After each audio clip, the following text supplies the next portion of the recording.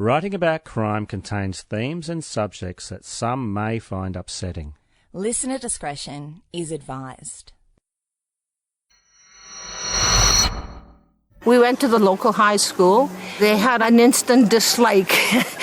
You never walk by yourself as a woman, as a girl, young girl. We never walked by ourselves because you never knew what was going to happen. It was always that fear, we were always on guard as to, when the next trauma was going to hit. So, long before the coming of Europeans, the area around the Paw was a gathering place for Aboriginal people. There has been continuous habitation in that area for the last 5,000 years, and its name reflects its Aboriginal history as well as its geography. Way up north in Manitoba, the Saskatchewan River separates the town of the Paw from the main part of the Paw Indian Reserve. But the division in the community was more than geographical in 1971.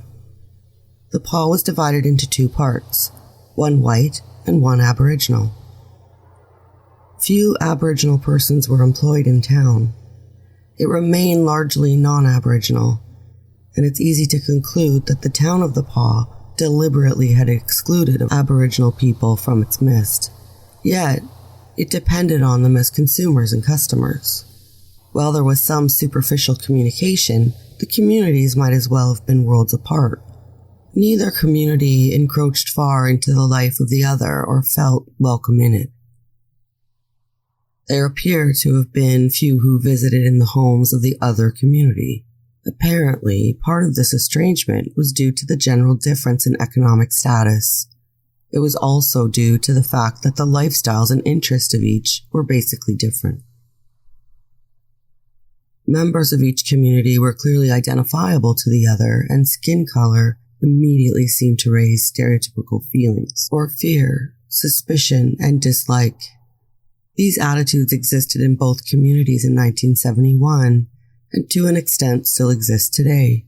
In 1971, at a movie theater, each group sat on its own side. In at least one of the bars, natives were not allowed to sit in certain areas, and in the lunchroom, the two groups, Aboriginal and non-Aboriginal, ate apart. Even in the homes where Aboriginal students boarded, there was separation. The students had no input into where they would stay, although the intent in placing these children in community homes was to give them a home environment. It's believed that the students were treated like boarders and not like family members. They were usually restricted to the use of the kitchen and their bedroom. Often they weren't allowed to watch television, and when the people with whom they boarded had children, they usually were treated very differently from those children. It was clear that while relations between members of the two communities generally were civil, this civility was only superficial. People might chat or exchange pleasantries, but when it came to a closer social interaction, it was apparent that the two communities were far apart. Furthermore, racial harmony in the Paw in 1971 was not aided by the RCMP. Although 98% of the people in the rural detachment area were Aboriginal, and although the non-Aboriginal members of the rural detachment regularly visited reserve communities, they were too busy to socialize or to get to know and understand those living in the Aboriginal communities. There can be no question that the RCMP discriminated when dealing with Aboriginal people in the Paw in 1971. Stories of Aboriginal people being stopped by the police for no apparent reason, and at times Aboriginal students were stopped when walking on the street and required to account for their actions. The same inquiries were not made of white students. This discriminatory conduct was probably so inbred in the officers that they didn't notice that their conduct displayed prejudice and discrimination. Citizens have the right to walk the streets without being stopped by the police because of their race or color. It's discriminatory to stop and question an Aboriginal youth who's just walking down the street, but not stop a white youth in the same situation. This differential treatment demonstrates the RCMP allowed their behavior to be influenced by racial stereotyping. Officers had heard stories about white men throwing Aboriginal men off the bridge into the Saskatchewan River. Since no one ever complained to the RCMP, the stories were never investigated. A number of officers were aware of white youths cruising the town, attempting to pick up Aboriginal girls for drinking parties and for sex. It was not the RCMP's practice to stop the cars to see if the girls were of age or if they were going willingly. Officers at the time felt there was nothing they could do because they assumed the girls involved were of age and were willing participants. We now know that this was a mistaken assumption.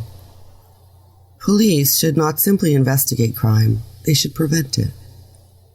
That the allegations were not investigated lends credence to suggestions the RCMP were less than diligent when Aboriginal interests were involved, back in the early 1970s. The RCMP failed to act to protect Aboriginal community members when it should have. The racism that these examples illustrate is not the active or violent racism which has led to race riots in some communities. It is, rather, a passive racism or lack of concern based on ignorance and lack of understanding of the other community. It results not in active expressions of a racist incentive, but in a failure to act when all indications suggest that action is required. It was into this town that Helen Betty Osborne was forced to move in order to pursue her dream of becoming a teacher and helping her people. Those dreams were shattered on a cold morning in November of 1971. And we are going to look back into the events surrounding Betty's death and the impact that it had on Manitobans, which was far more reaching than anyone could have imagined. So please, don't leave me. At 6 p.m. on Friday, November 12, 1971, Betty Osborne arrived home for supper with Patricia Benson. Betty was staying with them while she attended her studies. An hour later, she went to St. Anthony's Hospital to visit a friend. There, she met George Ross, an old friend whom she had known from her childhood visits to Cross Lake. Betty phoned Patricia to ask if she could bring George home for a visit. Patricia agreed that Betty could have company over. George and Betty brought some beer, and together they went to Patricia's home and sat talking and drinking. At 8 p.m. that same evening, Lee Colgan borrowed his father's car, a white 1967 two-door Chrysler, and went driving around the Paw. He picked up James Houghton and Norman Manger. The men purchased beer and continued to drive around the town. After the beer was finished, they broke into a friend's apartment and took some fortified wine. At 10 p.m., when Patricia told Helen and George the party was over, they finished up their drinks, and then Helen asked if she could go to the store with George, and Patricia agreed. Betty and George went to the downtown area of the Paw. She passed by the lobby of the Cambrian Hotel, where she saw her boyfriend, Cornelius Spaghetti, with some of his friends. At this time, around 11 p.m., Betty and Cornelius argued because he was with another woman. This argument is important to note because once Betty did not arrive home safely by the early morning, he was considered a person who may have been involved in her disappearance. At 11:10, Betty and her friend George left the hotel lobby and went to the Northern Light Cafe, where they sat with other friends. It was during this time that Lee, James, and Norman were looking for more excitement. The three men visited the dance at the Legion, where they drank beer with some other men in the washroom. The three returned to the car and continued cruising. It's assumed during this time they picked up Dwayne Johnston. James was driving. Norman was in the passenger side of the front seat, Lee behind James, and Dwayne was seated behind Manger. By this time, intoxicated and lit up, they had formed a common plan to find an Indian girl with whom to drink and have sex. Back at the cafe, George and Betty and two of their friends, Eva Simpson and Marion Osborne, went to a shed in Patricia Benson's yard where they drank beer. Shortly after midnight, first Marion and Eva, then George and Betty, left the shed to return to the downtown area of the Paw. At 12:30, George left Betty and went home. Betty was seen passing the Cambrian Hotel at 12:45, and later seen at a dance at the Legion at approximately 2 a.m. At 2:15, in the early morning of Saturday, November 13th, Rebecca Ross, a longtime friend, saw Betty walking west on Edward Street away from the dance. Apart from her killers, she was the last person to see Betty Osborne alive. Driving along 3rd Avenue, the cruisers saw a lone native female walking. This is close to where Betty was last seen. It was James who pulled the car alongside and then stopped beside her. None of the occupants of the car recognized the woman as Betty Osborne. They considered her only as a lone female walking along the street at night, and as she was native, she was easy prey for the drunk and seeking trouble. Although Betty had consumed some beer during the evening, her judgment was in no way affected.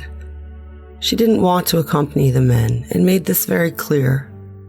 Her conduct showed that she did not wish to get in the car with the four, repeating she was not interested and looking straight ahead, walking briskly, avoiding eye contact.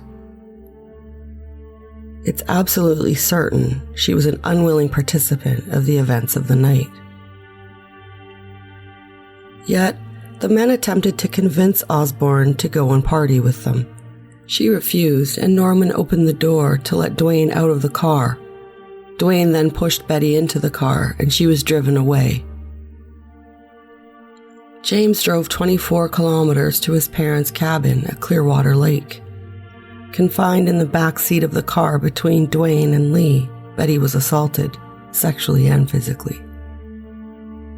The two men ripped her blouse and grabbed at her breasts. At the cabin, Betty was dragged from the car and attacked by Dwayne, while the others stood around drinking and watching. Lee Colgan later admitted that he'd assisted Dwayne when he was beating Betty at the Houghton cabin. When they became concerned that others in the area might hear her screams, Dwayne and Lee forced her back into the car. James drove several kilometers farther away from town, in the direction of the Guy Hill Residential School along Provincial Highway 287. He arrived at the pump house where the final assault and the murder were committed. There, Dwayne alone pulled Betty from the car and committed the final assault upon her, while the other three sat in the car and continued to drink. Lee claims while he, Norman, and James were sitting and drinking in the car, he could hear her banging against the side of the rear of the car. Lee claims that he assumed Betty was being beaten. After 5 to 10 minutes, the banging stopped. At some point, James got out of the car. At this time, Betty was still alive. The dome light in the car came on as James left the car, and Lee is to have said, "I got a fast glimpse of her, and I don't think she had very many clothes left on."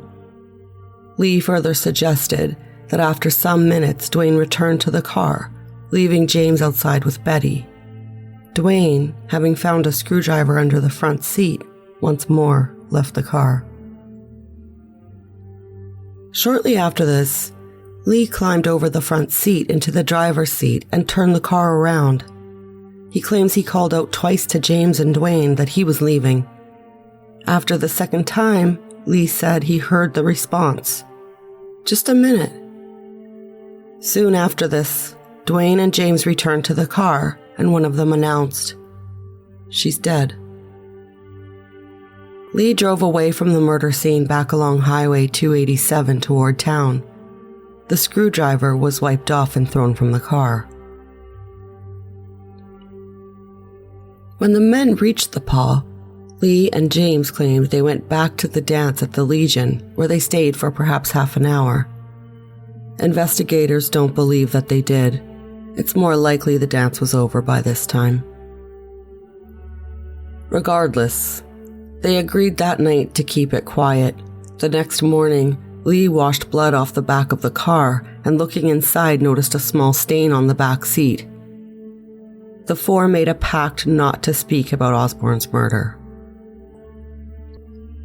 Her body was discovered the next morning, and the RCMP commenced its investigation. Initial police efforts centered on the possibility that Osborne's murder was one of her friends or was known to them. RCMP officers rounded up her friends and questioned them. They were all Aboriginal. Betty Osborne's body was found approximately 23 meters into the bush adjacent to the pump house at Clearwater Lake. The evidence showed that she had first lain to the west of some mounds of earth, 12 meters from the edge of the bush. She was then dragged further into the bush, to the place where she was found. The lack of any melting of the snow at this point suggests that Osborne was already dead when she was left there. The photographs and descriptions given by a number of witnesses make it clear that Betty Osborne suffered a vicious beating, particularly to her face. This occurred either during the venting of some unimaginable fury or with the intent of making her identification impossible. Her clothing, other than her boots, were removed and hidden over 30 meters away. They were below some rocks on the breakwater, which extends some 45 meters out into the lake. Obviously, her boots must have been off at one point and then put on again. Whoever murdered her acted in a brutal and bizarre fashion. The autopsy report adds some details to what was obvious. Along with well over 50 stab wounds, her skull, cheekbones, and palate were broken. Her lungs were damaged and one kidney was torn. Her body showed extensive bruising. The massive number of puncture wounds to the head and torso confirmed other evidence that was presented at trial. It suggested that a screwdriver was at least one of the weapons used. The other weapon or weapons presumably were hands or feet, or some other blunt instrument.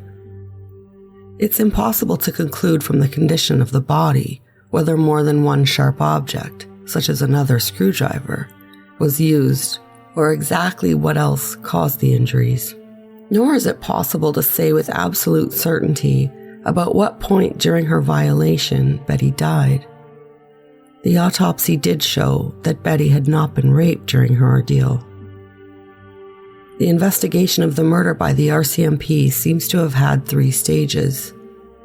The first, which lasted from the discovery of Betty's body until the end of 1972, was a period of considerable activity during which the 4 suspects were identified. The first phase came to a close at the end of 1972, when the police concluded they were unable to gather enough evidence to lay charges. The second phase lasted from 1973 until 1983. Although the file was reviewed from time to time, and Lee Colgan and Norman Manger were interviewed occasionally, not much was accomplished during this period. The file appears to have remained essentially dormant. The third phase began in 1983 with Constable Robert Urbanowski's review of the file. He re-interviewed all of those previously questioned. On June 12th of 1985, he placed an article in the Apasquia Times which resulted in the discovery of new and incriminating evidence. When Lee Colgan was charged on October 3rd, 1986, extensive news media coverage throughout Western Canada resulted in further evidence coming to light. Dwayne Johnston was charged on October 27, 1986. In March 1987, when Lee Colgan offered to give evidence in return for immunity from prosecution, the police were able to charge James Houghton. While the investigation appears to have been followed with enthusiasm in the first phase, it seems that an enthusiasm waned rather quickly. The fact that in the third phase, Urbanowski completed the investigation with some alacrity causes us to question why the RCMP allowed the case to slip from attention at the end of 1972. The advertising used in 1985 could have been undertaken as easily as in 1972.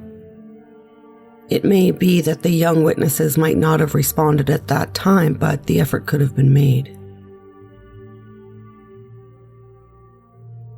Despite the flagging attention of the RCMP, the major cause of the 16-year delay does not appear to have been lack of police activity.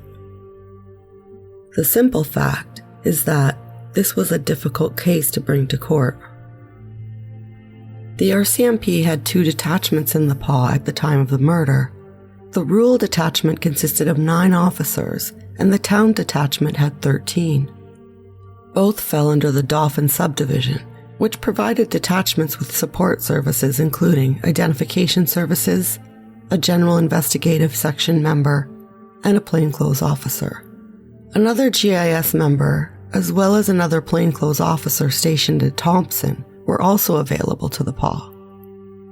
The rural detachment of the RCMP was in charge of the investigation.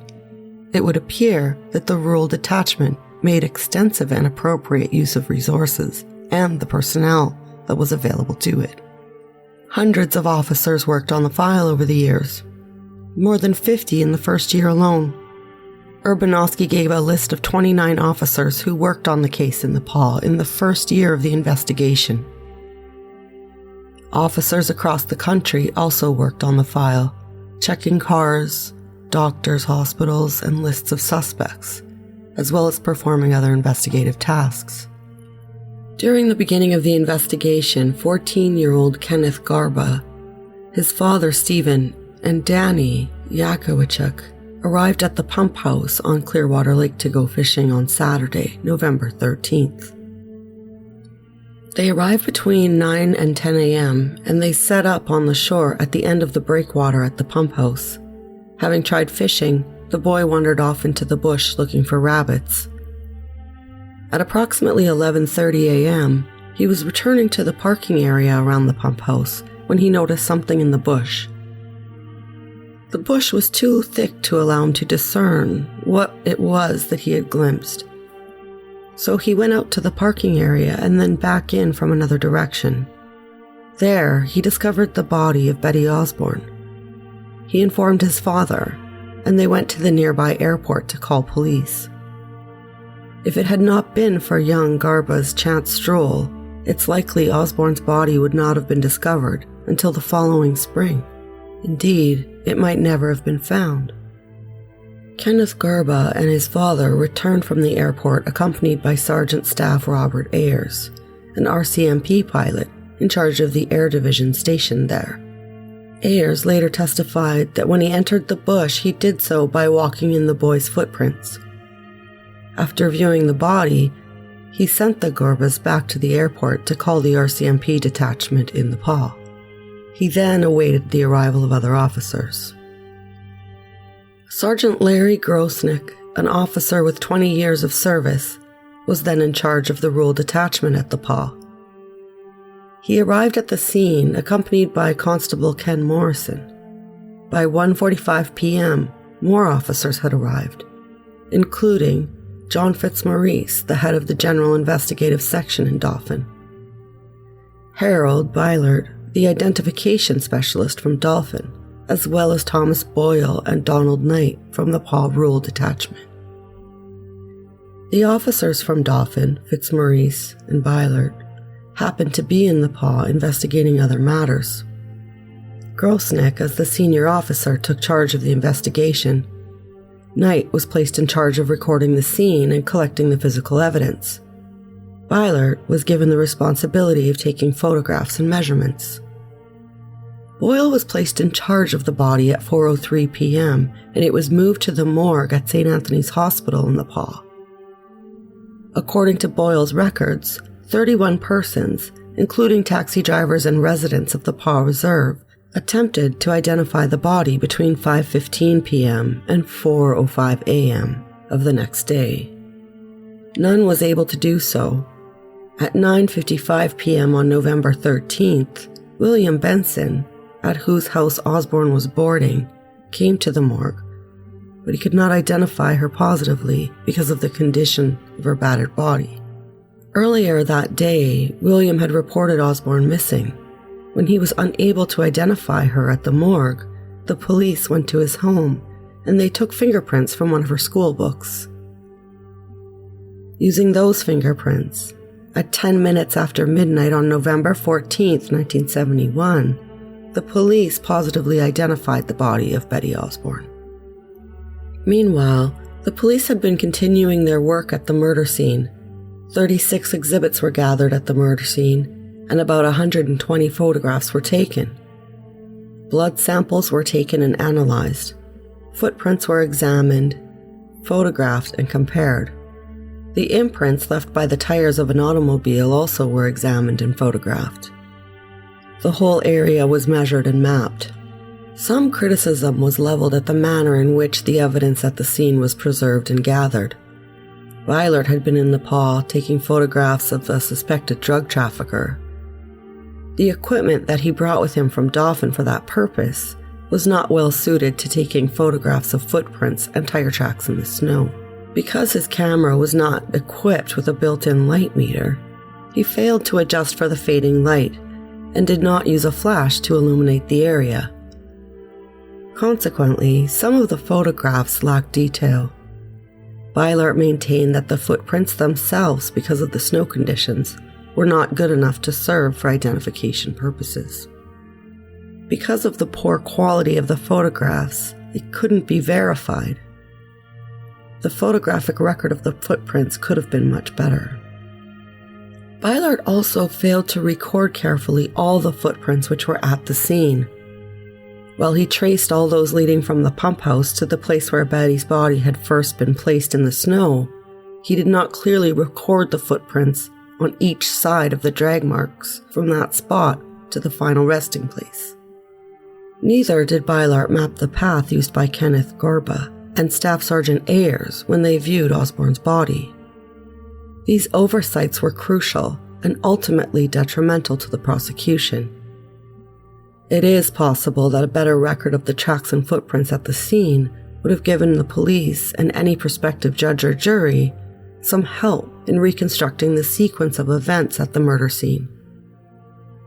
The incomplete mapping of the scene clearly caused confusion at the trial, particularly over the question of whether one or two people were involved in moving the body.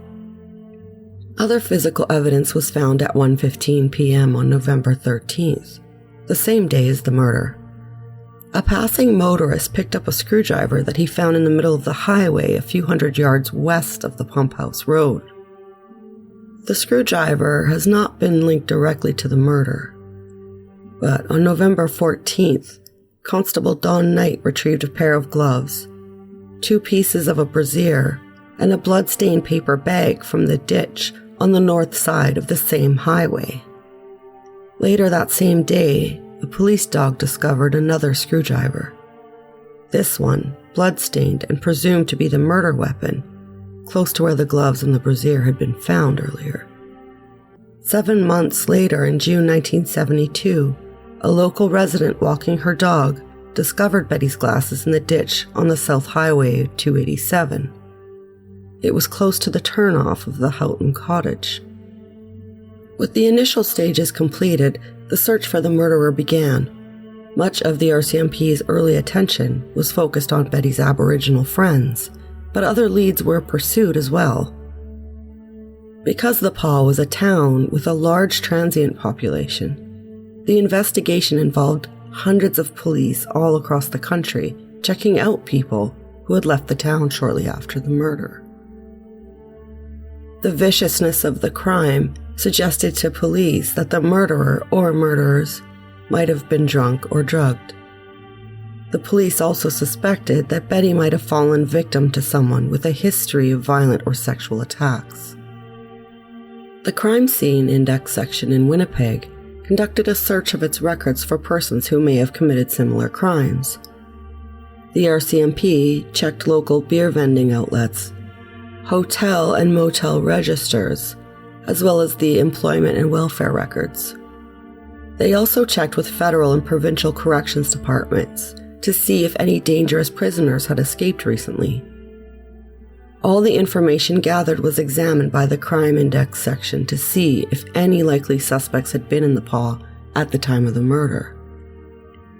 The owners of the cottages close to the scene were contacted to ascertain if they had seen anything which might assist the investigation. Within 3 days of the murder, a circular had been sent to the police departments across the country. Over 1,000 persons were checked before the year had ended, and all were eliminated from suspicion. From the outset, the RCMP attempted to trace Betty Osborne's movements in the hours before her death. They interviewed her friends and others who may have seen her that night. The RCMP were aware that the possibility existed that Betty had been murdered by friends or acquaintances. No links to the murderers were uncovered in those interviews. Indeed, all of Betty's friends and acquaintances were eliminated quickly from suspicion. A number of what turned out to be false leads consumed some of the time of the RCMP. A blood-stained shirt had been found along the highway to the pump house. The size of the shirt and the fact it was rather dirty led police to suspect that a person unkempt in appearance, slim build, and in the 135 to 150 pound bracket might have committed the murder. The shirt, the origin of which was never traced, is now believed to have no relation to the murder. Police also spent time attempting to trace the origin of the screwdriver which had been found along the highway near the pump house. The screwdriver, picked up by a passing motorist the day of the murder, had a name which appeared to be Hanson or Ranson or something similar engraved in it. The owner of the screwdriver, which has never been ruled out as a possible murder weapon, could not be traced. One person came forward and told police in the paw that she had seen a woman kill Betty Osborne. After this story was proved to be false, 2 other rumors surfaced. One suggested that Betty had been killed by 3 or 4 girls, and that another had said she had been killed by a lunatic who was passing through town. A 4th rumor later suggested that a person who committed suicide had left a note naming the 3 murderers. All of these rumors were checked and found to be groundless, but were a great distraction to the investigation. The 4 men who Betty Osborne encountered early in the morning of November 13th in 1971 came from diverse backgrounds. Lee Colgan was an 18-year-old student at Margaret Barber Collegiate who worked part-time at a local clothing store. He lived at home with his parents. His father managed the government liquor store, and his mother was a music teacher. They were respected members of the community. An RCMP officer who knew Lee Colgan said of him, "On the surface, Colgan appears to be a quiet, polite young adult. However, I found him always to be calculating, as if he was concerned just what he could get away with. When he's drinking, Lee's bad side begins to show. He'll do almost anything that comes to his head as a good idea at the time, after which he always appears to be sorry for his actions." Across the street from the Colgans was the home of salesman Frank Houghton and his family. In November of 1971, James Houghton was 23 years old and lived at home while attending a technical school. The Houghtons and the Colgans had both had cottages at Clearwater Lake, and Houghton had babysat Lee Colgan as a child. Despite the difference in their ages, they were friends. Another friend of Houghton's was Norman Manger, who at 25 was the oldest of the 4. Norman's mother was an Aboriginal woman who died when he was 2 years old. The boy didn't see much of his father when he was growing up, and after completing grade 12, Manger worked at a succession of jobs in northern Manitoba and in Winnipeg. But by 1971, he had not been working for a year or so, and he'd been drinking heavily. He didn't have a permanent home, and by his own admission, had turned into a bum. Like Lee Colgan, Dwayne Johnston was 18 in 1971. He had dropped out of high school to work for the CNR. He was also the member of a motorcycle gang which had frequent scrapes with the police. His parents had separated, and he boarded with a local family. Johnston apparently had virulent views on Aboriginal people. He frequently made racist comments to ridicule Aboriginal students in his school classes. Lee Colgan said of Dwayne, "I've never seen anybody hate Native people so much in my life." No one but the 4 men in the car knows exactly what happened that night. The men maintained their pact of silence for over 15 years before police were able to put together sufficient evidence in order to lay a charge. The investigation was hampered in its early stage by significant police errors. In its middle stage, the investigation was allowed to become dormant. When it was renewed with vigor by Constable Urbanowski in 1983, a pattern of evidence emerged to link the men to the abduction of Betty Osborne. But even then, the admissible evidence which could be used to support the charges was not strong. For years, the police tried unsuccessfully to uncover and put together into a case something against the 4 men. Brian Johnson, a 17-year-old acquaintance of the men's, told the police he had been in Lee's car at about 1:30 in the morning on November the 13th with Lee, Norman, James, and Gordon Buck, another acquaintance. Brian claimed he got out of the car because Lee was too drunk to drive, and later James took over the wheel. Brian told police that he last saw the car with the boys in it sometime around 2 a.m. It was only shortly after this, at 2:15, that Rebecca Ross saw her friend Betty Osborne for the last time. Sometime after 4 a.m. that morning, Philip McGilvery, a taxi driver returning from dropping 2 customers at the Guy Hill residence, followed a car along Highway 287 between the pump house and the turnoff at the Houghton Cottage. McGilvery told the police on November 17th of that year that the driver obviously was drunk and was zigzagging all over the road. As he came closer to the car, he felt he couldn't pass it because it was all over. When the car turned to enter the road to the Houghton Cottage, it almost went into the ditch. McGilvery also noticed something with red spots on it on the road about a quarter-mile west of the entrance to the airport. In a later statement to police on December 1st, McGilvery described this as a paper or rag with red spots. Under hypnosis, McGilvery later remembered 4 of the 6 characters in the car's license plate. These closely matched the license number of the Colgan Chrysler. Urbanowski had suggested the hypnosis to the chagrin of his co-workers. However, it yielded correct results, impressing his superiors and showing his commitment to do whatever necessary to get results. Although the plates did come back as Ben Colgan, Lee's father, which raised eyebrows in the RCMP office. As Ben was a well-respected businessman in the PAW, his son did not share that reputation. When they came to examine Lee Colgan's car 7 months later, the RCMP found a small spot of human blood on the back seat of the car. Under the rear seat, they found a piece of a brassiere clasp, which at one time was part of the brassiere found the day after the murder alongside Highway 287. The police also found under the rear seat some human hair with similar characteristics to Betty's hair. None of this evidence, however, was linked conclusively to Betty Osborne. The poor handling of McGilvery's evidence by the PAW detachment was then followed by a major mistake.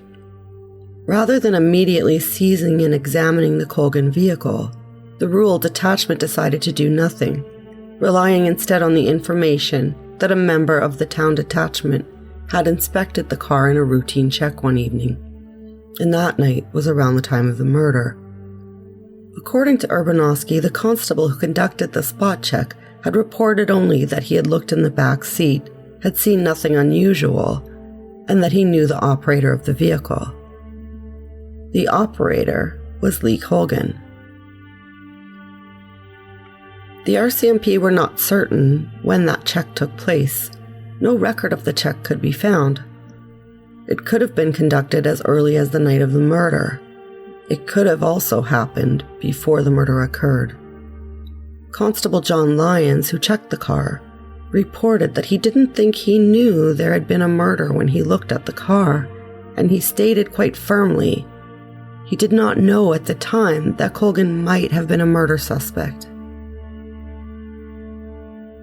It now appears obvious that the check was not related to the murder at all, and was not connected to the province-wide request to check cars with the numbers 5342. It's difficult to understand why the rural detachment would refrain from what would be a normal follow-up on the excellent work they had done, just because an officer from the town detachment seemed to vouch for the owner of the car. No effort was made to do what had been requested of the other detachments, to determine the whereabouts of any vehicle with the numbers 5342 in the license on the night of the murder. Sergeant Grosnick, as the officer in charge of the rural detachment of the RCMP at the time of the murder and the officer in charge of the investigation, is considered responsible for the considerable error. He said that he believed that the automobile was examined adequately. When shown the exhibit, a memorandum from Constable Lyons of the town detachment indicating the cursory nature of the examination of the vehicle was conducted by Lyons in November, Grosnick agreed that the type of examination would not be sufficient. He acknowledged that once police were aware of the license number and the possible involvement of this vehicle, a much more intensive investigation was required. In spite of Grosnick's belief that a detailed examination of the vehicle took place, no such examination of the vehicle did. The failure to check the Colgan car adequately represented a very serious flaw in the investigation. In May 1972, after receiving an anonymous letter implicating Lee Colgan, James, and Norman, the RCMP finally obtained a search warrant where they seized the car and conducted a meticulous search. In the words of Urbanowski, in effect, we forwarded the entire interior of the vehicle to the lab in Regina. A small piece of brassiere strap and some hair were found under the back seat. Analysis showed that the piece of the brassiere strap came from the brassiere that was found near the murder site, and although the hair could not be identified positively as being Betty's, it was found to be of a similar type. A small blood sample, which could not be identified positively, was found on the back seat, but no fingerprints of significance were found. Some of the RCMP witnesses suggested that the failure to examine the car immediately in December had no effect on the investigation. While it is speculation, it is possible that an early interview of Lee Colgan might have borne fruit, or that fingerprints or other evidence may have been found in the car. Had the order been given in November or December, more useful evidence might have been found, although it was clear that Lee Colgan did not clean the interior of the car thoroughly after the murder. It is possible that Colgan's father didn't know by November or December that his car had been used in a murder. If he had been asked for permission to search the car, presumably he would have agreed, having no reason to refuse. Had he refused, then McGilvery's information would have been sufficient to support an application for a search warrant. Fingerprint or other evidence could have assisted the police greatly in bringing the case to trial. Don Knight, who was a member of the Paw Rural Detachment and was involved in the investigation at the time, said due to the cold, no fingerprints would have been left. However, the interior of the car that night might not have been that cold. And under hypnosis, McGilvery said the windows were frosted. That suggests the interior of the car was warm. Inspector Michael Cassidy, who's in charge of the RCMP Identification Services for British Columbia, appeared before an inquiry, and he contradicted other officers on the question of the fingerprints. He said that fingerprints can often be obtained in cold weather. A hand that is warm in a glove, particularly a hand with oil or blood on it, may leave a very clear print. He also claimed that the longer the time between the laying of the print and its examination, the less likelihood there is of obtaining a readable print. The chance is reduced after 1 month. It's further reduced after 6 months, and again after 2 years. He did not, however, suggest, as other officers had, that the prints could not have been obtained in this case. Overall, the evidence presented suggested that the failure to examine the car in December may very have well had a negative effect on the course of the investigation. Valuable evidence was lost.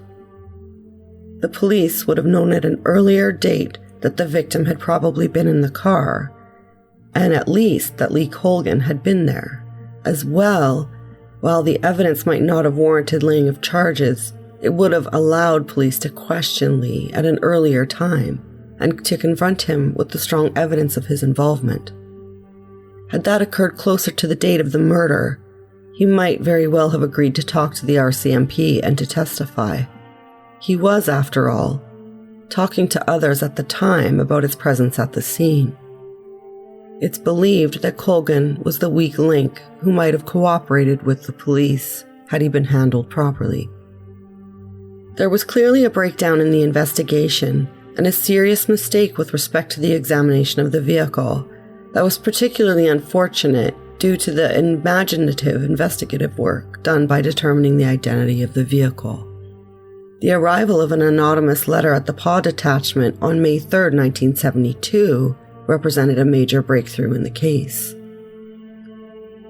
The note read, "Sirs, the following information was related to persons in the fall of 1971 concerning the murder of a young lady, later found near a beach near the Paw, Manitoba.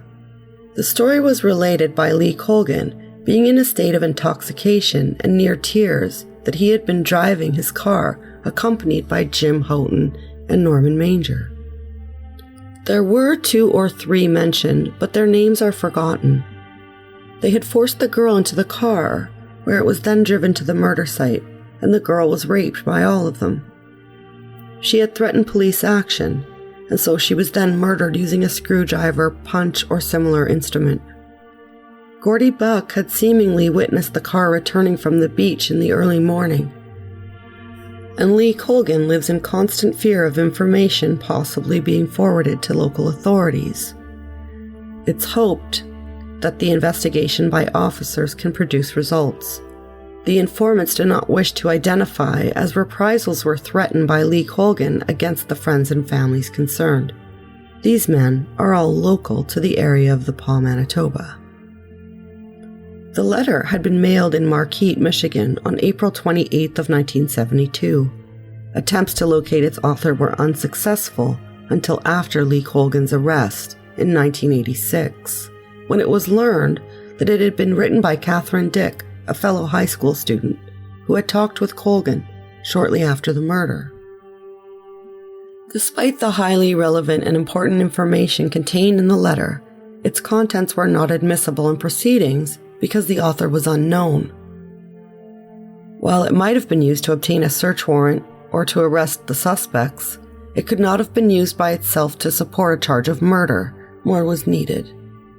In their first inquiries following the receipt of this letter, the police quickly established that the 3 men named in it were known to associate together and that they had been at a dance at the Legion on the morning of the murder. And they had access to a white Chrysler with the license plate number BN5342. Attempts to link the 3 suspects with Betty Osborne proved unsuccessful, although it was discovered that Osborne and Colgan had been in one class together at Margaret Barber Collegiate sometime earlier.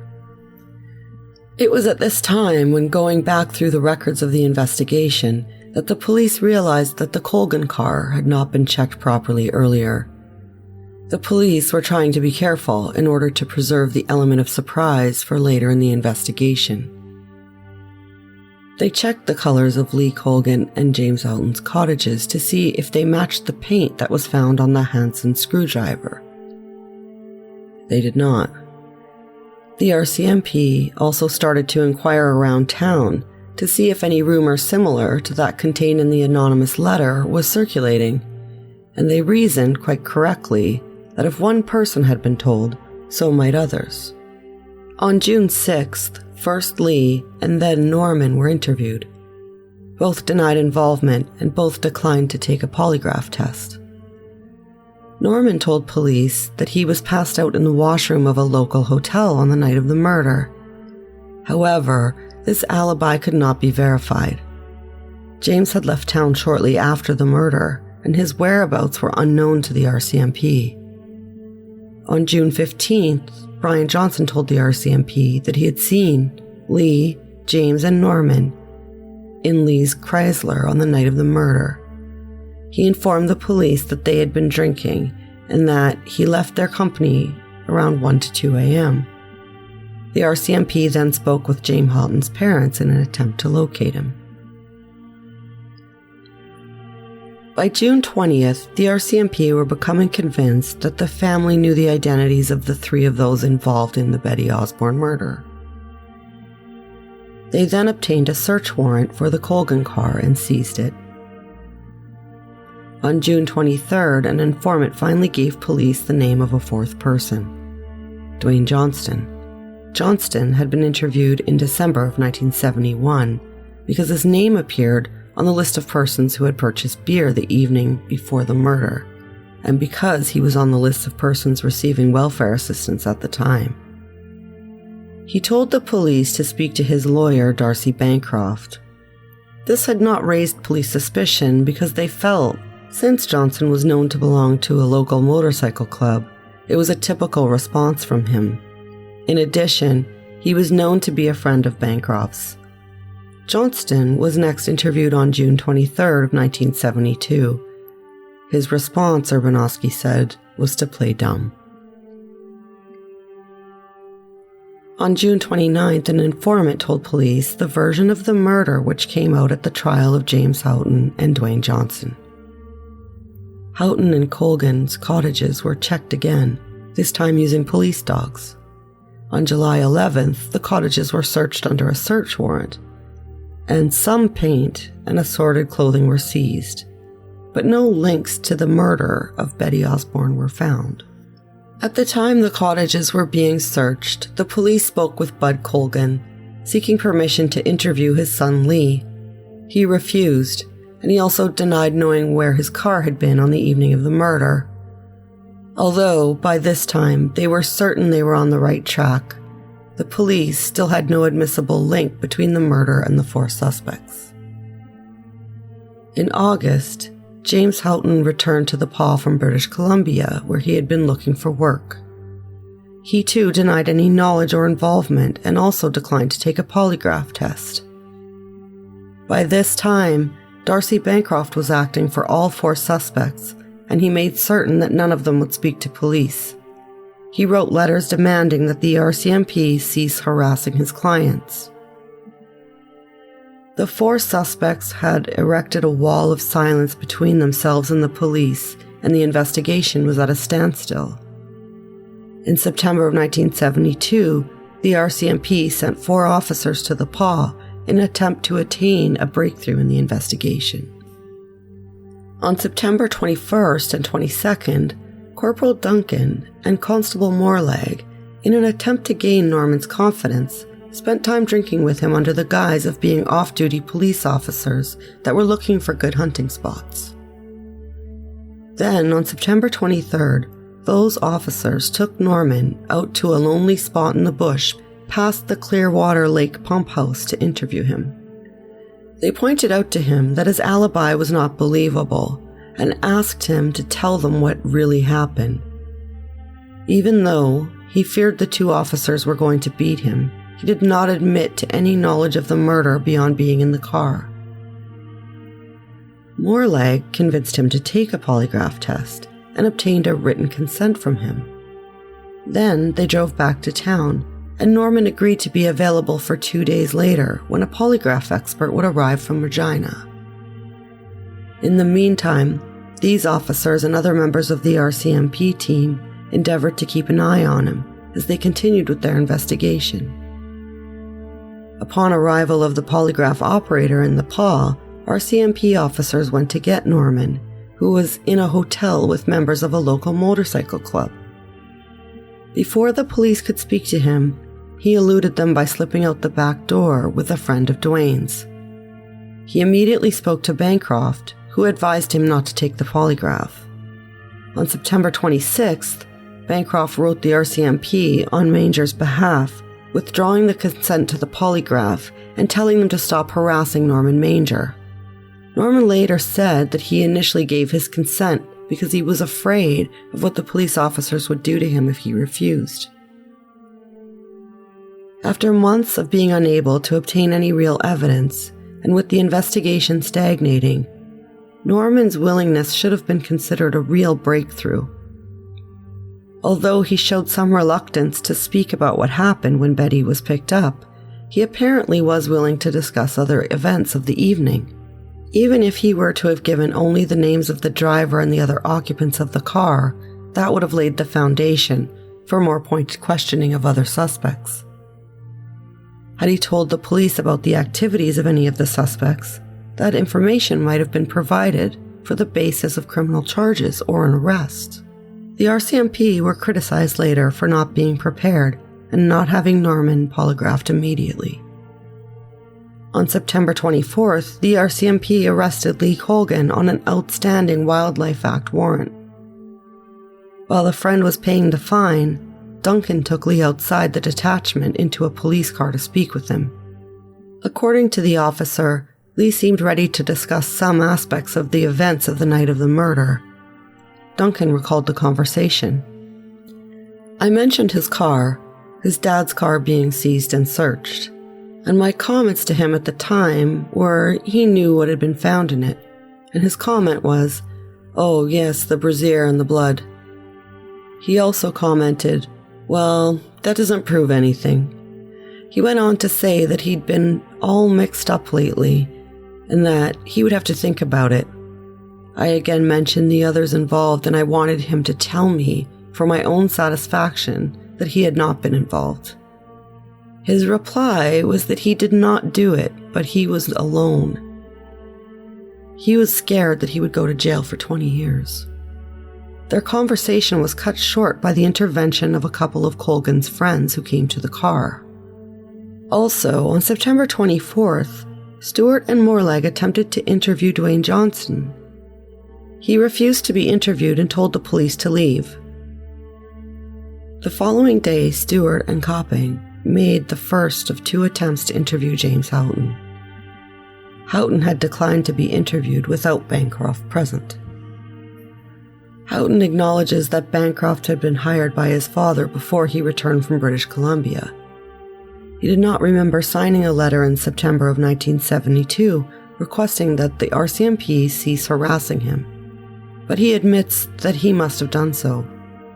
The letter read, "As members of the Royal Canadian Mounted Police have persistently questioned me concerning the death which allegedly took place at Clearwater Lake last November, and as they have searched my premises, this is to confirm that I have retained Darcy Bancroft to act for me concerning the above. Further, on the evidence of the said Darcy Kenneth Bancroft, I am not willing to answer any questions put to me or in any way communicate with members of the RCMP or anyone other than my lawyer. Anyone wishing to ask me questions should put the questions in writing to the said Darcy Kenneth Bancroft, who will provide answers to any questions that I feel should be answered after having legal advice concerning the questions." Signed, Jim Houghton. It's clear that the RCMP were not as persistent with James as they were with Norman or Lee, and it would appear that they did not attempt to interview James Morgan until after Lee testified in March of 1987. On September 26th, after speaking with James for the second time, Stewart and Coping interviewed Lee's father at the government liquor store, of which he was the manager, and Bud Colgan told them that although Lee had been there, he, in Stewart's words, had not laid a hand on the girl. The officers also spoke to a number of other persons during their week in the PAW. They spoke to Arthur Fishman, who owned the store where Lee worked, as well as to Dennis Brownlee, a co-worker there. no information of any value was obtained from these interviews. Having decided that nothing further could be achieved, the 4 officers returned to their own detachments on September 27th of that year. On October 1st, Morlag and Kopang attempted to locate Lee Colgan near Pukatawagan. That's where he was believed to be working on the railroad. On October 4th, they attempted once more to locate Norman Manger. Morlag, this time alone, was in the PAW from October 17th to the 19th, apparently working on the Betty Osborne file. The intensity of the investigation diminished in its second phase as every other avenue further to the inquiry seemed to close to the police. Although the file remained open, little work was done after the end of October in 1972. Through the years, RCMP made some efforts to keep up the pressure on the suspects, particularly on Colgan and Manger. They interviewed them on a number of occasions, and they put the most pressure on Lee because they considered him the weak link. In December 1974, Darcy Bancroft died while visiting California. When Morlag learned of his death, he went to British Columbia to interview Lee once more. Lee was very hungover after having celebrated the birth of his first child the previous evening, and he became hysterical when questioned about the case. Later, Morlag attempted to interview Norman Manger in Winnipeg, but found him passed out. Still, later another officer did interview Manger, who refused to discuss Osborne's murder. A promising source of evidence was ignored through the lapse of an unidentified officer in 1976. While filing a complaint for assault against her husband, Arlene Colgan informed the RCMP that Lee Colgan had told her he was involved in the murder. It may have been that the information was not new to the police, but even so, a follow-up of Arlene's complaint could have provided another opportunity for the police to question Lee Colgan. The opportunity, however, was missed. Also in 1976, after Colgan had returned to the PAW, he was arrested by Constable Archie McPherson on a warrant of committal for non-payment of a Liquor Control Act fine. When he asked what he was being arrested for, McPherson told him that it was for first-degree murder. Colgan's response was described by McPherson. He said, "It's impossible." He kept reiterating the fact that it was impossible, that he was the weak link in the 4, and as long as he stayed quiet, the other 3 would not say anything.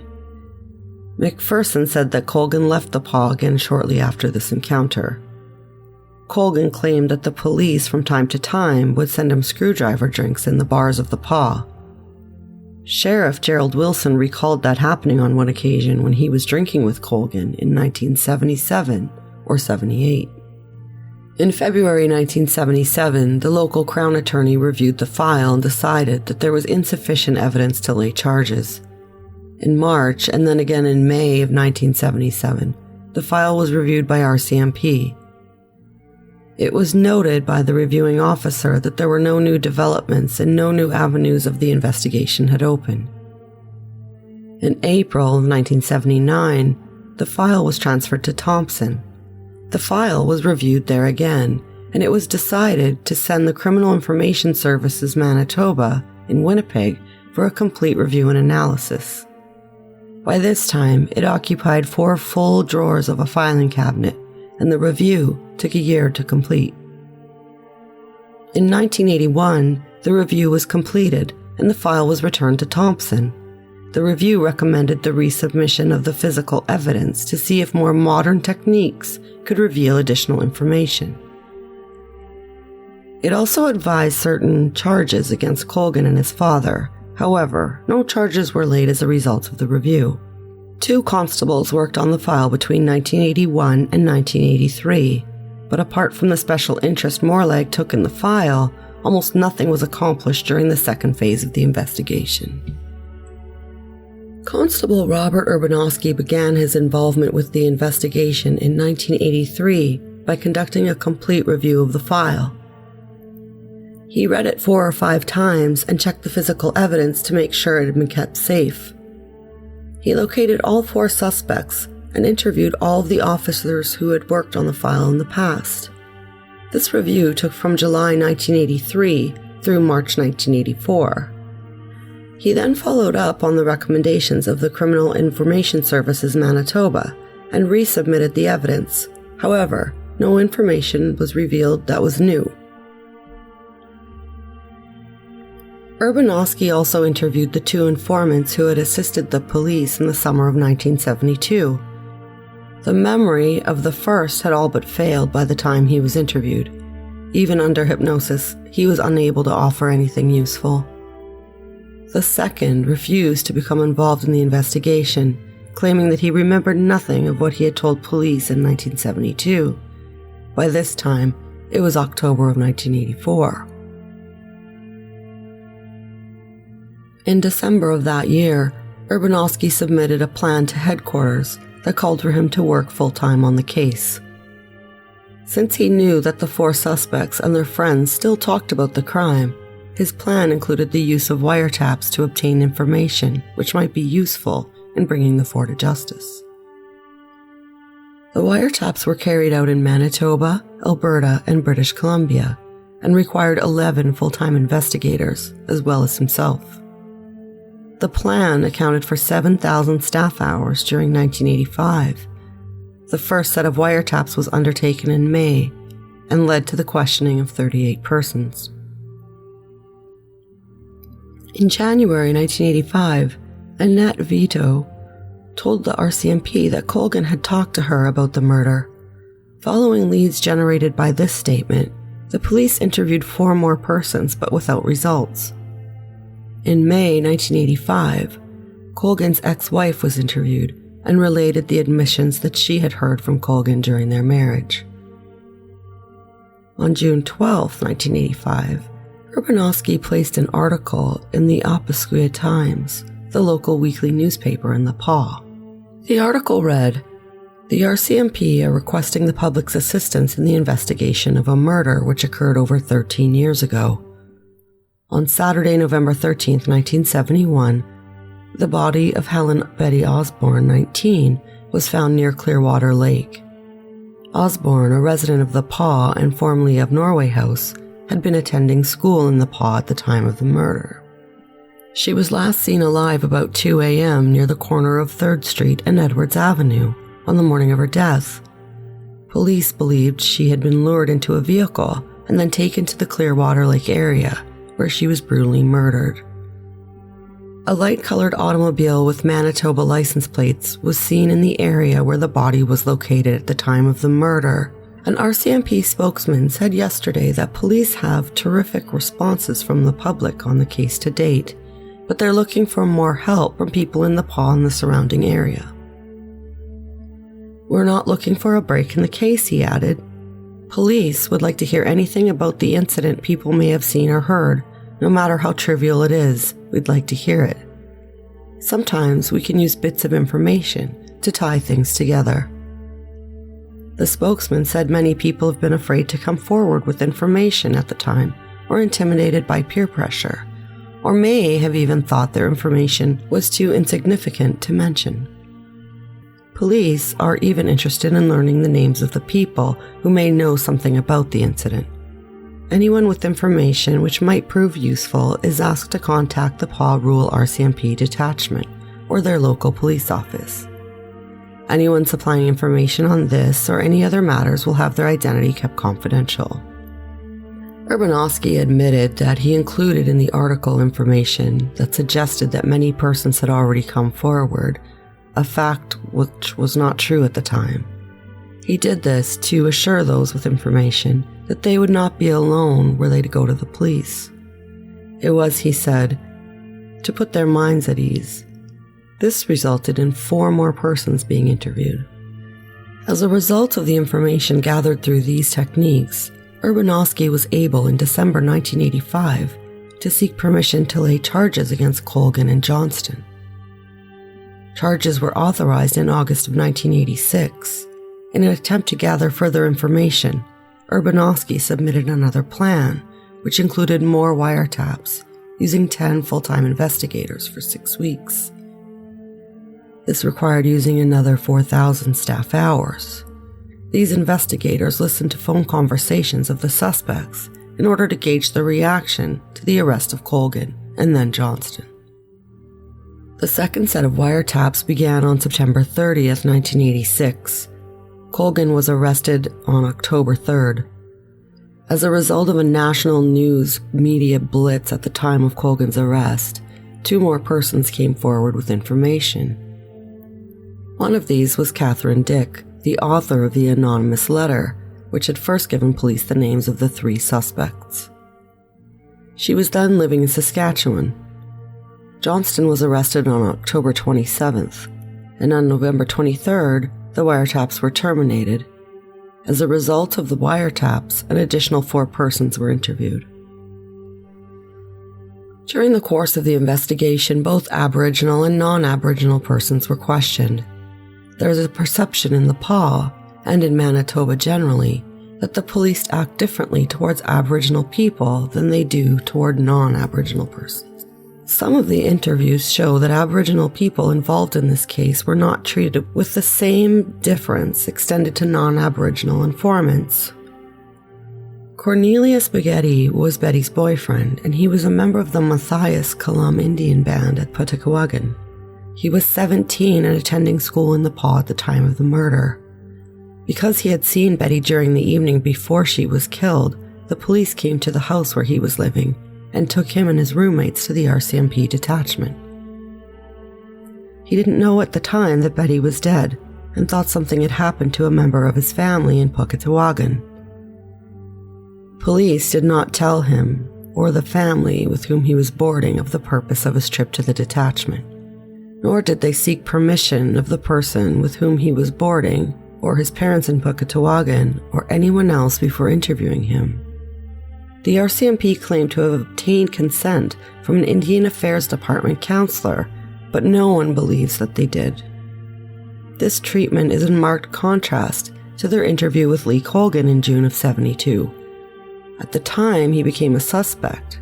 That time, RCMP sought permission of Colgan's father before attempting to conduct a formal interview, even though the younger Colgan was 18 and parental consent wasn't required by law. After arriving at the detachment, Spaghetti was taken into a small, dimly lit room in which there were 4 or more plainclothes officers. Without informing him of Osborne's death, one of the officers showed him a photograph of Osborne's badly battered face. Spaghetti fainted. When he was revived, he was questioned for some 20 minutes to half an hour and then released. This was a heartless method of interrogation, and it was unfair when dealing with a 17-year-old. Later, Spaghetti was pulled from a school volleyball game and again taken to the detachment and questioned. No justification was offered by the RCMP for their failure to respect his rights. It's accepted that Spaghetti might have been considered a suspect at first, since he was known to have a disagreement with Betty the evening before her death. That being said, it must have become clear to the RCMP very quickly that Spaghetti was not involved. They've never offered evidence that they had any other reason to suspect Spaghetti. This treatment is considered unacceptable standards of police conduct. Others also must share the blame for the manner in which Aboriginal students like Cornelius Spaghetti were treated. Indian Affairs officials did not fulfill their responsibilities in properly protecting students' interests. They did not inform the parents of Betty Osborne's friends of the traumatizing effects of the murder or the subsequent unauthorized police interrogations. Another victim of police mistreatment was 18-year-old Annalise Dumas. She was born in Sandy Bay, Saskatchewan, and raised in Puketawagan. Dumas was another Aboriginal friend of Betty's. She was also boarding in the PAW while attending school. The RCMP took her from the house at which she was boarding, but they did not tell her why she was wanted at the detachment. She also didn't know at that point that Osborne had been murdered. When they arrived at the station, another of the student friends of Betty's told her that someone had been found dead. 2 officers took her to the car and drove out to a scheduled spot in the bush, where they started to ask questions and asked her about her whereabouts at the time of Osborne's death. When she became afraid and tongue-tied, Dumas was thrown upon the hood of the car, She started to cry, and the two officers then apologized and took her home. During this interrogation, Dumas did manage to tell the officers where and with whom she had been. Later that evening, the two officers returned and asked that she go to the morgue to look at Osborne's body. She did not recognize her friend, and she said, "Well, there was someone there, but to me it wasn't Betty." The experience was so traumatic for this 18-year-old that she soon left school and eventually had to undergo counseling. She didn't return to school for 4 years. The treatment of this young woman was brutal and insensitive. The RCMP officers appear to have shown no understanding or sympathy. It doesn't even appear that they determined how close a relationship there was between the two friends. Showing her the mutilated body of Betty was not only insensitive, but also unnecessary. Surely the effect on a young woman of seeing a mutilated body must have been obvious to them. Also, it was not acceptable to take her out in the country to conduct an interview. They denied that it happened. However, it's widely believed that Annalise was being truthful. It was clearly an established police practice to take suspects out of town for the purpose of questioning them. As Kopang said when speaking of another suspect, "If we want them to confess, we've got to put a little stress on them." Duncan said it was common to interview people by taking them into the country. He said that was done to get people away from others who might see them being interviewed. He said they might be taken into a bush or a private spot to talk to. There was no policy of the force on this matter. Rather, it seemed left to the ingenuity of the investigating officer. There is a striking contrast between the way the 3 non-Aboriginal suspects were dealt with and the manner in which the Aboriginal informants were treated. The parents of Houghton and Colgan were consulted before a formal interview was attempted. Their wishes that their sons not be interviewed were largely respected. Neither Colgan nor Houghton were taken into the bush to be questioned. But Manger and Dumas both were, and both are Aboriginal. Dumas, it should be noted, is also a woman. While there is no sympathy for Norman Manger, it's clear that the RCMP acted improperly towards him and Dumas. This apparent difference in treatment suggests that the RCMP tailored their treatment in accordance with the race, sex, or class of the person with whom they're dealing. It's been noted that Cornelius Spaghetti showed no animosity towards the police, in what can only be seen as complete generosity. He said that he had no complaint about the way he was treated. He did say, however, that he would not allow the police to treat his own children the way he was treated by the RCMP in 1971. After Betty Osborne was identified shortly after midnight on November 14th, at 1:56 p.m. that day, the RCMP ruled detachment in the paw, called the detachment in Norway House. That's Osborne's home community. Sergeant Alan Hayden Luck, the officer in charge at Norway House, told Justine Osborne about her daughter's death. Hayden Luck, who at the time had 19 years of service with the RCMP, had been in charge of the detachment since 1969. He had known Justine Osborne for about 6 months before, because she used to help his wife around the house occasionally. During that time, he stated that Justine Osborne and his wife became quite friendly, and he felt that he knew her fairly well. Hayden Luck went to Justine Osborne's home and broke the news to her. He did not remember if there was anyone else there at the time, but he said that he thought there may have been.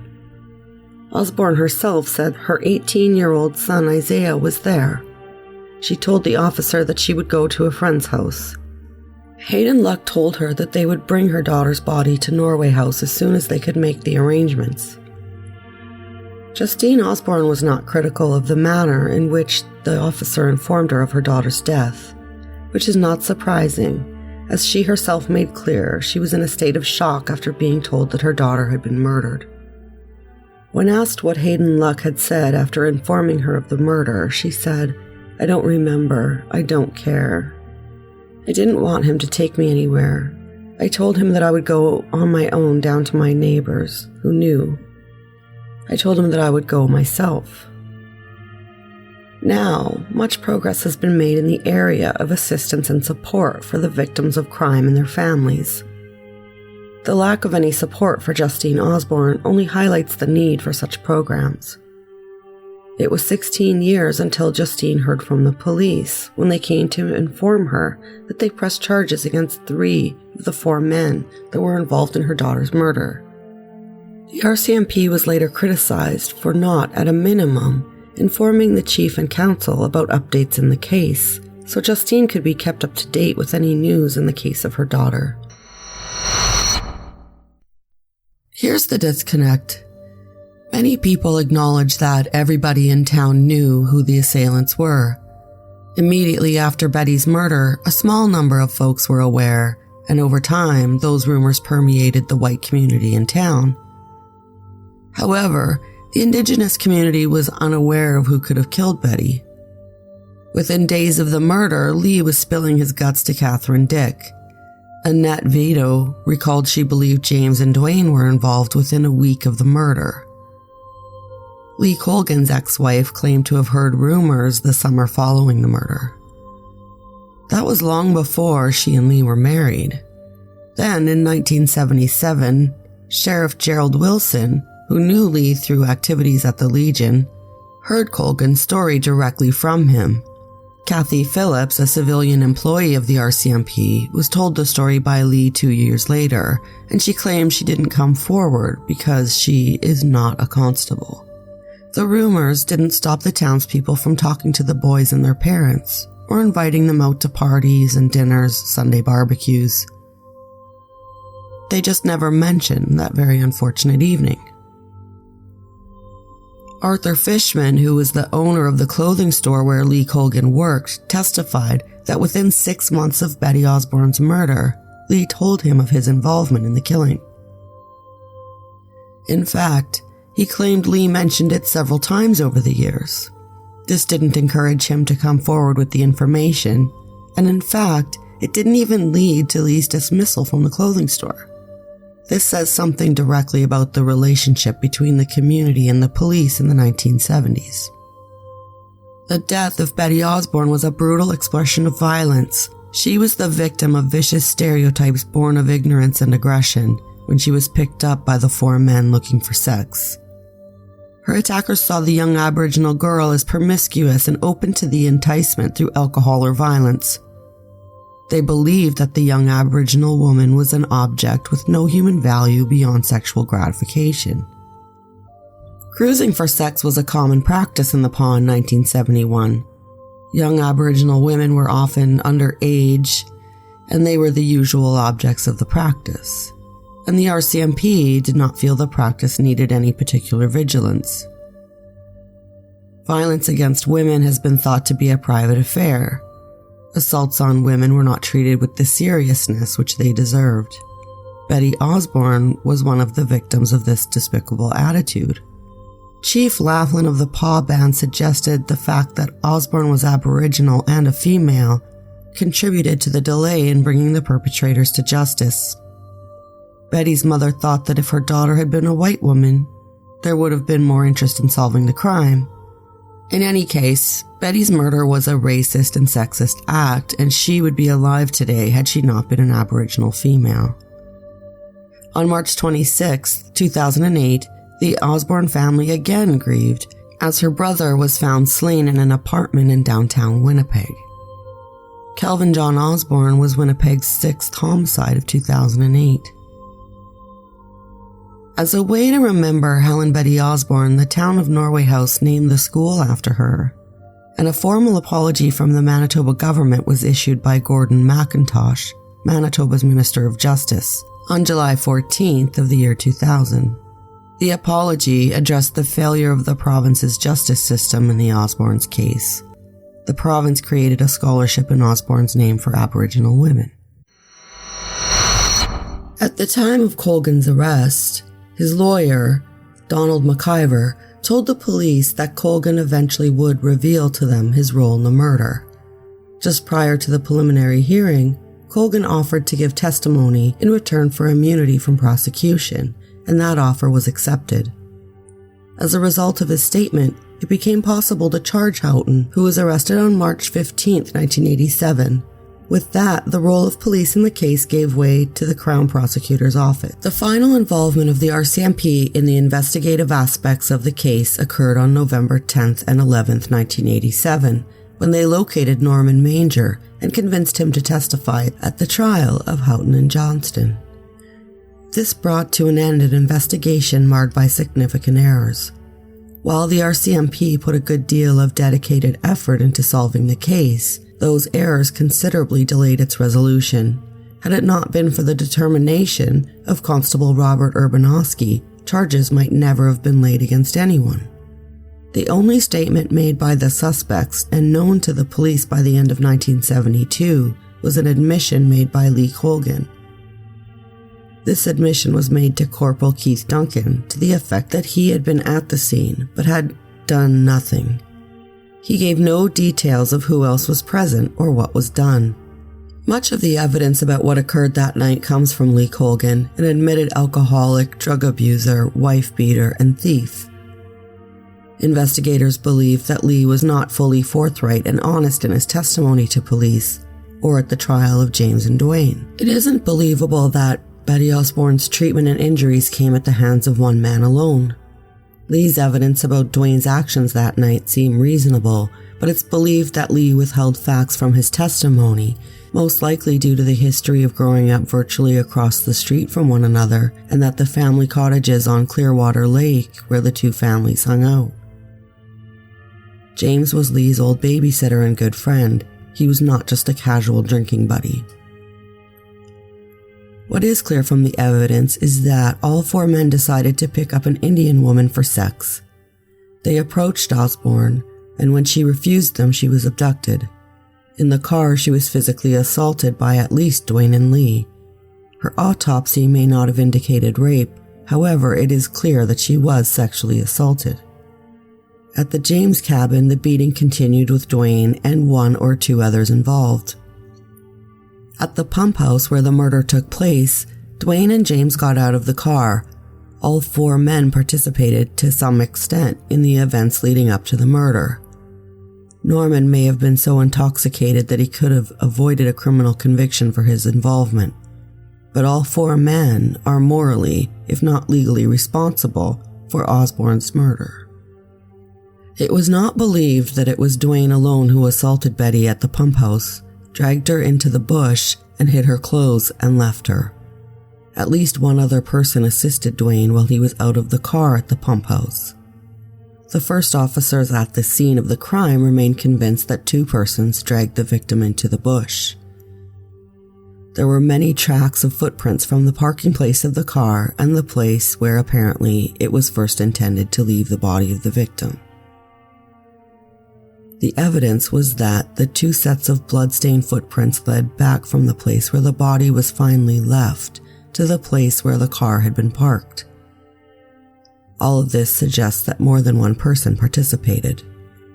The evidence against Dwayne Johnston included an admission made by Johnston at a party in the spring of 1972, which did not come to police attention until 1985.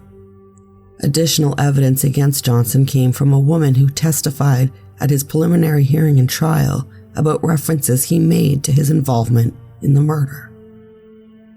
When she appeared, the witness was concerned for her safety and asked not to be identified. She said that one evening when she was 14, she had gone to the home of an acquaintance. 6 people were there drinking beer and talking when the witness arrived, and perhaps 12 were present by the time she left. Among those at the gathering was Dwayne Johnston. The witness told the court that at one point in the evening, Dwayne stood up. He made stabbing motions and said, "I picked up a screwdriver and I stabbed her, and I stabbed her, and I stabbed her," and then he laughed. The witness said that shortly after, Johnston was heard to say, "Do you know what it feels like to kill someone? It feels great." At the time, this witness was threatened immediately by a friend of Dwayne's and told never to mention what he had said. She did not come forward until the RCMP placed an article in the Opaskwaia Times seeking information. This evidence in and of itself did not implicate Dwayne in the crime, since the name of Betty Osborne was never mentioned, nor were the date, the place, or event identified.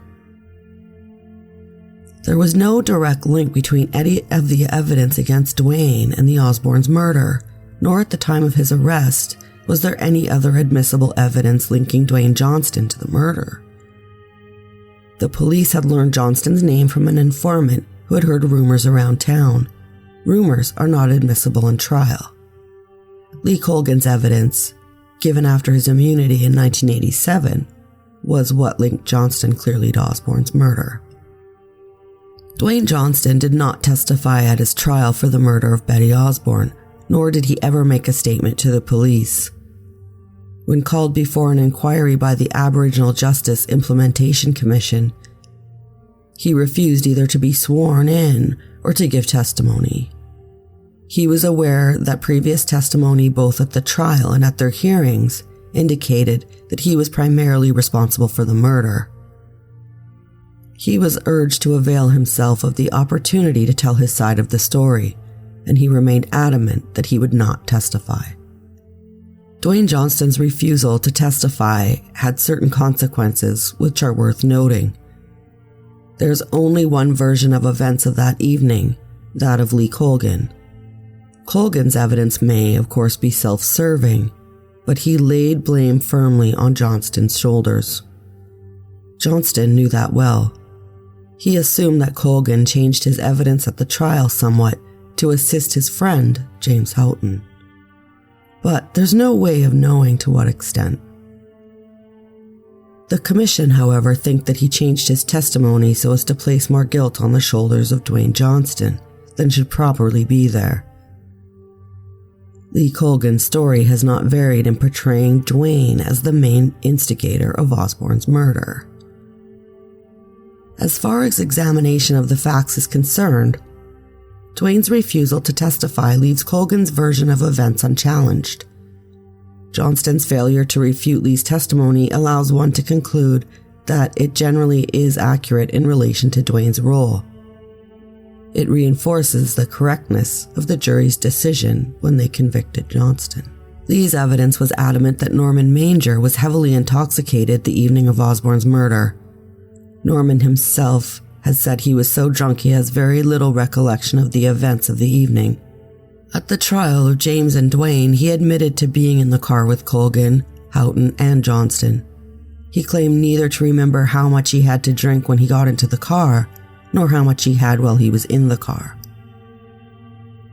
It is not known if he was following the advice of the original attorney telling him to say nothing. However, he was aware of the events that evening and remained silent about the details. The police questioned Norman a number of times during the 16 years of the investigation, until he agreed to testify at the trial of James Houghton and Dwayne Johnston. He denied having any knowledge of the murder. On June 6, 1972, when he was first questioned about the night of Betty's murder, Norman Manger gave the alibi that he was passed out in a bar's washroom, but now he admits that that was false. It was not until November 11th of 1987, just before the start of the trial of James Houghton and Wayne Johnston, that Norman Manger admitted being in the car that night. In his statement that day, Norman Manger told the police, "I was pretty drunk that night. I ended up at the dance. Somehow I ended up going for a ride. There were 3 other guys there with me, and there was more liquor being drunk at this time also. I don't recall picking up the girl or where she was picked up. I imagine she was picked up in town. The next thing I can remember is her being pulled through a snowbank. It was dark, and I had this terrible feeling of, oh my God, what's happening here? I got this awful fear, and I covered my ears or something to try not to think about what was happening. I was in the front seat on the passenger side." Even though he finally did admit that he was there in the car that evening, Norman Manger still insisted at the trial and at the inquiry that he had no recollection beyond that. He did acknowledge that he learned something more of the events of that evening through other people and through rumors that were circulating in town. Norman's evidence as to his role that evening is consistent with that of Lee Colgan. Colgan's evidence at the trial of Houghton and Johnston placed Norman in the car and drunk from the time when Betty was picked up until the time she was killed. Lee also said that when the assault was taking place, Norman Manger was cowering under the dashboard of the car. Investigators were not convinced, however, that Norman had told him all that he remembered of that night.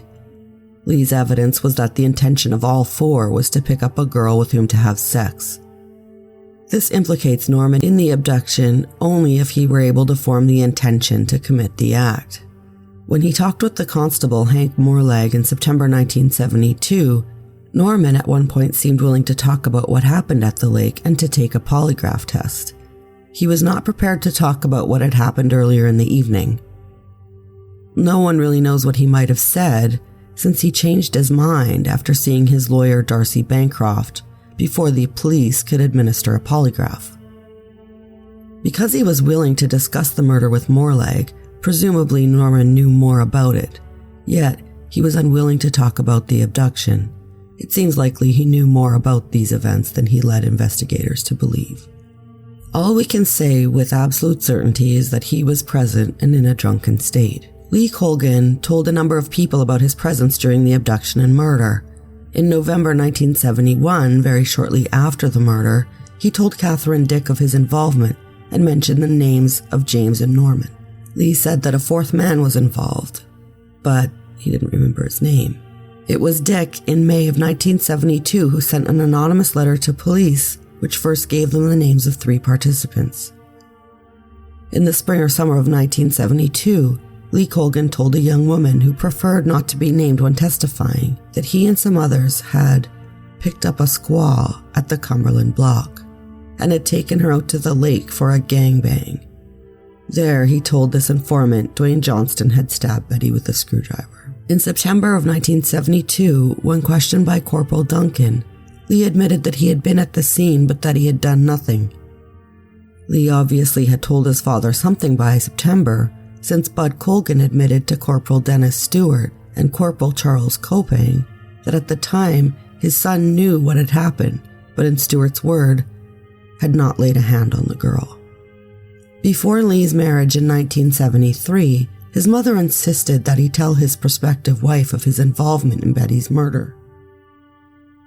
In 1976, Arlene Demings, who was by then separated from Lee, told the police during their 3.5-year marriage he often spoke of the murder when he was drunk. In September of 1977, Lee discussed the murder with Sheriff Gerald Wilson. The two had met up at the Legion Club room and later went outside to Wilson's camper for a drink. Lee was upset because a man who he assumed was a police officer had been sending screwdriver drinks to his table. During their conversation, Lee gave Wilson details of the abduction and confirmed the identity of the other men in the car when she was picked up. In 1978, Lee also told Kathy Phillips, a civilian employee of the RCMP, about the murder and that he had been in the car.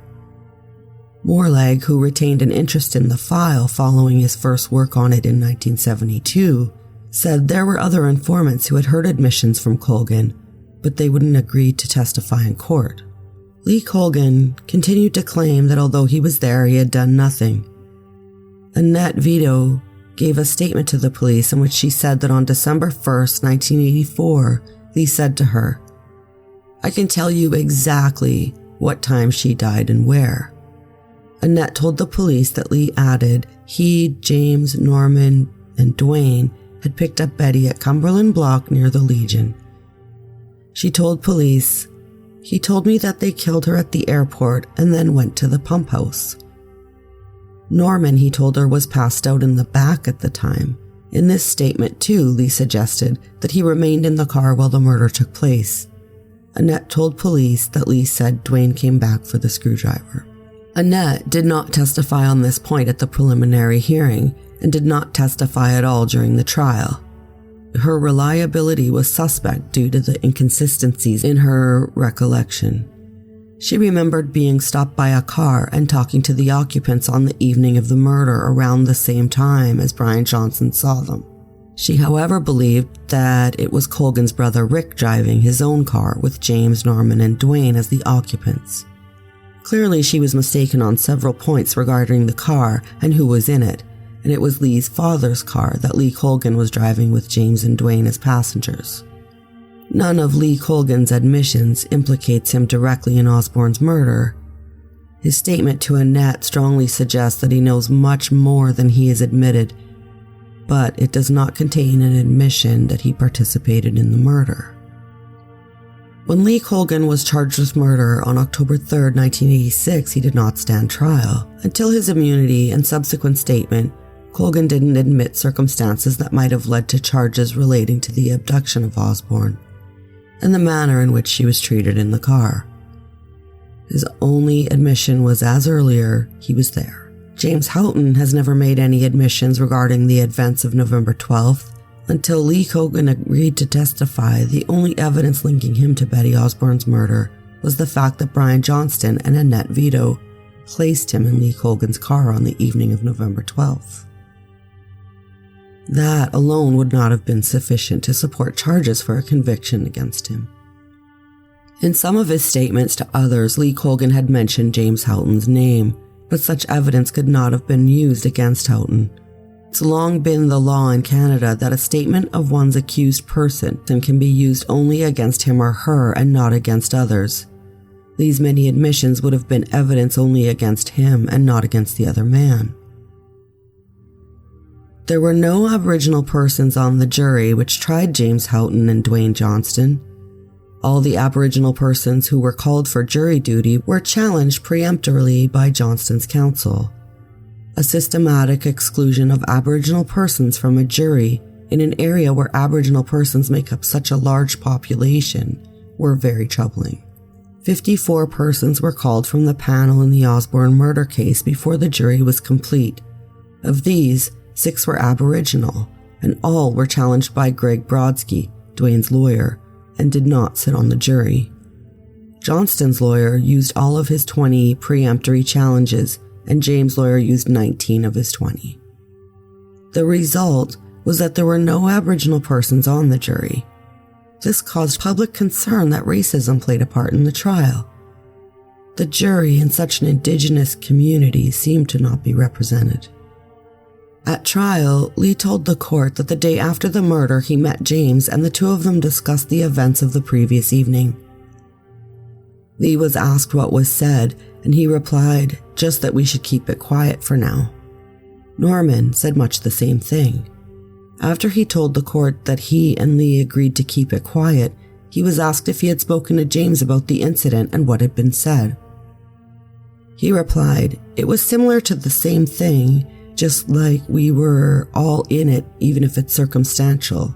The evidence, kind of like it happened, but just to keep it quiet, I guess. Apart from this, there is no evidence that James ever talked to anyone about his role in the abduction and the murder of Betty Osborne. Like Dwayne, James didn't testify at his trial, and when he was called to answer to the questions about his activities that evening, he said he had no recollection. He did not deny that he was involved. He would say only that he did not remember. At no time did he say he was not there or that he was not involved in the murder. The evidence of James Houghton was much more revealing than he intended it to be. Clearly, he was unwilling to challenge Lee Colgan's story and testimony. It was only in relation to the events of the night that James claimed his memory was faulty. He said he could not remember speaking with Darcy Bancroft, the lawyer who claimed to be representing him after he had become a suspect. He said he could not remember signing the letter which Bancroft sent to the police on September 26th of 1972, demanding that the police desist from harassing him. He also would have it be believed that he remembered nothing of his discussions with the RCMP about taking a polygraph on September 25th, 1972. He displayed a good memory of other matters, but suggested he has no memory of any matter even remotely connected with the murder or the events that followed. He claimed that although he knew he was a suspect in the murder along with Lee, Norman, and Dwayne, he at no time discussed the murder with the other suspects and made no inquiries about the incidents of that night. No one believed him. It was satisfied that James Houghton was there during the abduction and murder of Betty Osborne. He knows what happened that night, and his claim to have no recollection of that night was a complete fabrication. Lee's evidence was that James was the driver of the car which pulled over next to Betty. James was a party to the plan to take Betty Osborne to the lake for sex. Lee said that it was James who drove the car out of town to his parents' cabin and then to the pump house. From Lee's evidence at that trial, it's clear Betty Osborne was alive when James got out of the car at the pump house and dead when he got back in. The drag marks and footprints on each side of the body made it clear that two people dragged Betty to the spot where she was left. The jury acquitted James Houghton of the charge of murder. The reason he was acquitted is not known, and the law forbids anyone from asking a juror why a particular decision was reached. It's assumed that either the evidence satisfied the jury that James Houghton was not a party to the murder, or that they were not satisfied beyond a reasonable doubt that he was. An unwillingness to rely on the evidence of Lee Colgan may have been a factor. Regardless, he's been acquitted of murder and can no longer be tried on that charge. Dwayne Archie Johnston was convicted of second-degree murder, and he was released after serving 10 years of a life sentence. One man served 10 years for the brutal murder of Betty Osborne, and 3 others didn't see a day in prison. To imagine the suffering of the Osborne family and their friends is unimaginable. Then to add salt to the wound, in 2008, tragedy struck the family again. Morris Richard McConnell, 59, pleaded guilty in October 2010 to the second-degree murder in connection to the grisly stabbing and beating of the death of Kevin John Osborne, who was 42 in a West Broadway area apartment. Osborne, a gay man who was known on the street by the name Rose, was killed after going with McConnell to his apartment. There, Osborne propositioned McConnell for sex. McConnell responded by stabbing him with a knife and beating him with a hammer. According to the facts of the case read in court by the Crown Attorney Scott Cooper, Osborne suffered numerous injuries and had his throat slit. The Court of Queen's Bench Associate Chief Justice Glenn Joyle singled out the crime for its gruesome brutality. The act itself is so vicious and so purposeful that it really defies rational explanation, Joel said. Justice Joyle agreed to a plea deal between the Crown and McConnell's lawyer. The sentence means McConnell will not be eligible for parole until 10 years have passed from the date of his arrest on March 6, 2008. Court heard that the Crown didn't believe the killing should be classified as a hate crime, but instead, one where McConnell's sexual confusion led him to react in anger at being propositioned. His own sexual issues may have put him in a position where this event occurred, Cooper told to Joyle. This was an act committed as a result of self-loathing. I disagree. Killing someone for being gay is more than just a hate crime. In this day and age, words alone are considered hate crimes.